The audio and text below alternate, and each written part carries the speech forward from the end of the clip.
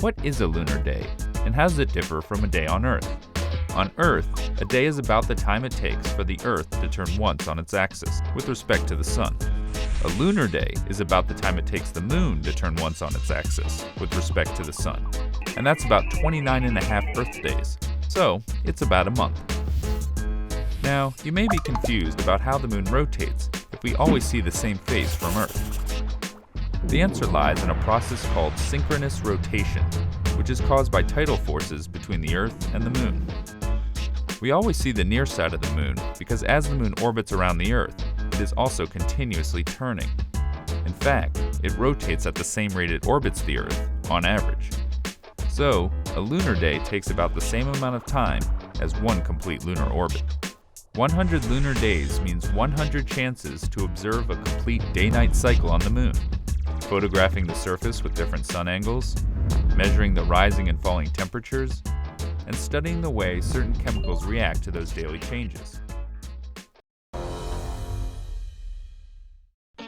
In the time before the Lunar Reconnaissance Orbiter, most lunar orbiting missions had a lifespan of 1 to 2 years. But now, LRO has shattered all records and been at the Moon for 100 lunar days.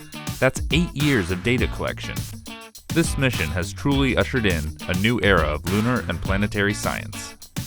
One of the biggest accomplishments is that LRO's high-resolution camera has been able to image almost the entire lunar surface, down to 1 meter of resolution. This has opened a treasure trove of new data about geological processes and areas that may be best suited for future exploration. 100 lunar days has also given us more time to study the Moon's far side in more detail than ever before. We now know, for example, that the Compton-Belkovich volcanic complex formed from a rare type of lava about 3.7 billion years ago.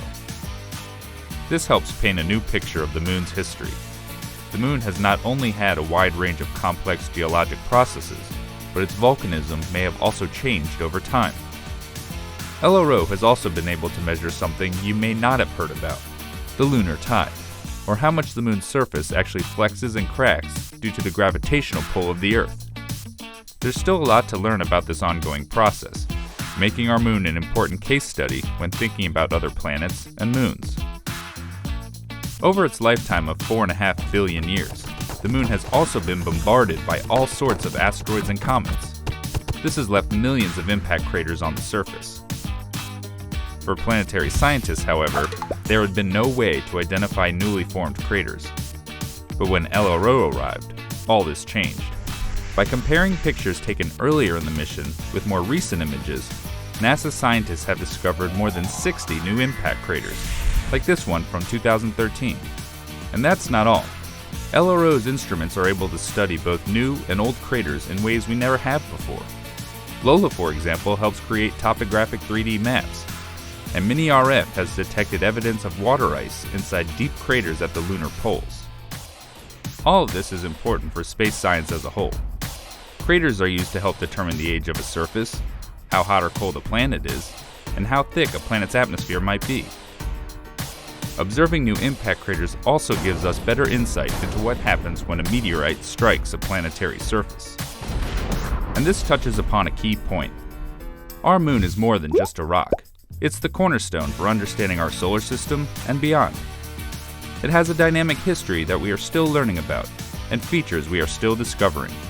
By being at the Moon for 100 lunar days and counting, we continue to expand our knowledge of our nearest neighbor in space, and with that, the rest of the universe.